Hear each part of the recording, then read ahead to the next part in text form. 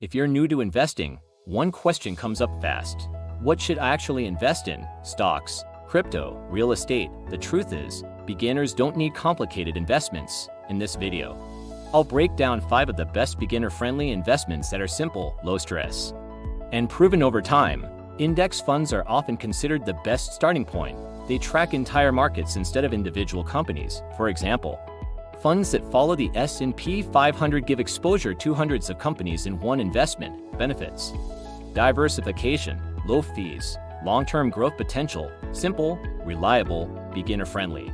ETFs are similar to index funds but trade like stocks. They allow flexibility and low minimum investment. Beginners like ETFs because you can start small. They offer diversification. They're easy to buy and sell. Think of ETFs as a flexible version of index funds. Dividend stocks pay investors regular income. You earn not only from price growth, but also from cash payouts. This makes them attractive for passive income seekers, long-term investors, and those seeking portfolio stability benefit. Reinvested dividends can significantly boost compounding. Bonds are typically less volatile than stocks. They provide stability and predictable returns. While they may not grow as fast as stocks, they reduce portfolio risk and smooth market swings. Many beginners add bonds for balance. Not all beginner investments need risk. High-yield savings accounts and money market funds provide safety, liquidity, modest returns.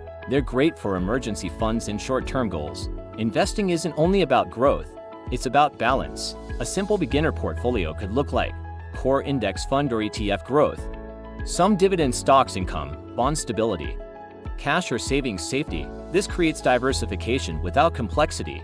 Avoid jumping into risky trending assets, overcomplicating your portfolio, chasing quick profits, ignoring diversification. Simple investments often outperform complicated strategies.